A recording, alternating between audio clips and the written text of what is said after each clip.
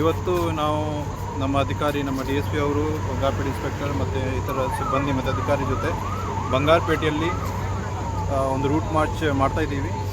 ಏನಕ್ಕೆ ಇದು ಒಂದು ಅವೇರ್ನೆಸ್ ಮೂಡಿಸಲಿಕ್ಕೆ ಡ್ರಗ್ಸ್ ಬಗ್ಗೆ ಸರ್ಕಾರದಿಂದ ಈಗ 2028 ತನಕ ಈ ಕರ್ನಾಟಕ ರಾಜ್ಯಕ್ಕೆ ಡ್ರಗ್ ಫ್ರೀ ಮಾಡಲಿಕ್ಕೆ ಒಂದು ಅಭಿಯಾನ ಮಾಡಿಸಿದ್ದಾರೆ. ಅಲ್ಲಿ ರೈಸ್ ಮತ್ತು ಬೇಡ ಬ್ರೋ ಒಂದು ಕ್ಯಾಂಪೇನ್ ಇದೆ. ಅದರಲ್ಲಿ ಜನರಿಗೆ ಡ್ರಗ್ಸ್ ಬಗ್ಗೆ ಅವೇರ್ನೆಸ್ ಮೂಡಿಸಲಿಕ್ಕೆ ಬೇರೆ ಬೇರೆ ರೀತಿಯಿಂದ ಪ್ರೋಗ್ರಾಮ್ ಮಾಡಿಸ್ಬೇಕು ಅದಕ್ಕೆ ನಿರ್ದೇಶನ ಕೊಟ್ಟಿದ್ದಾರೆ.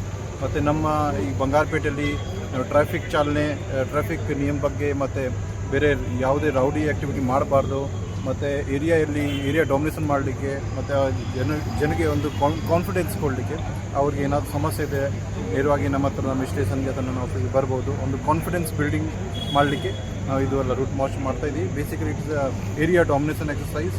ಆ ಏರಿಯಲ್ಲಿ ಯಾರು ರೌಡೀಸ್, ಕಳ್ಳರು ಅಥವಾ ಏನೋ ಅನ್ಸೋಷಿಯಲ್ ಎಲಿಮೆಂಟ್ಸ್ ಇರ್ತಾರೆ ಅವ್ರ ಮೇಲೆ ನಿಗಾ ಇಟ್ಕೊಳ್ಲಿಕ್ಕೆ ಮತ್ತು ಅವ್ರಿಗೆ ವಾರ್ನಿಂಗ್ ಕೊಡಲಿಕ್ಕೆ ನಾವು ಇದು ಮಾಡ್ತಾಯಿದ್ದೀವಿ.